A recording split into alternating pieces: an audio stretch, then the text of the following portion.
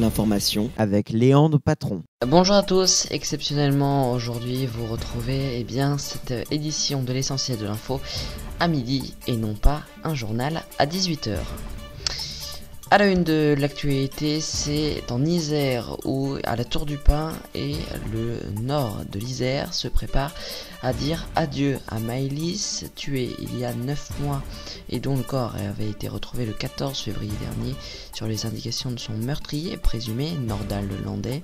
Ces funérailles auront lieu aujourd'hui à 14h30. Elles seront présidées par l'évêque de Grenoble.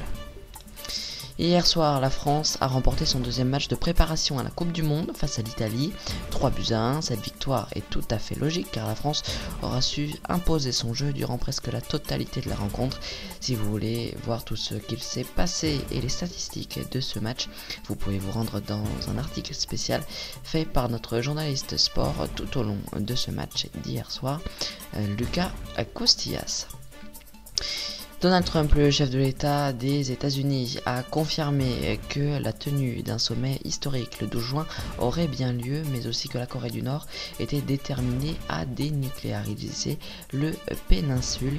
Donald Trump a confirmé ce vendredi car il avait dit au départ que c'était oui, puis ensuite c'était désisté et il a donc reconfirmé.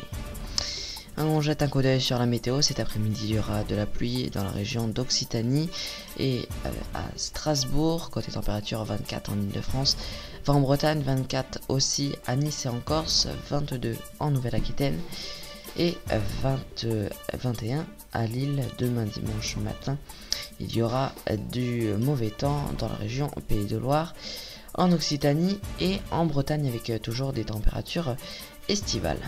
C'est la fin de cet essentiel de l'info, merci de l'avoir suivi, je vous retrouve demain à midi pour l'essentiel de l'information aussi. Très bonne journée.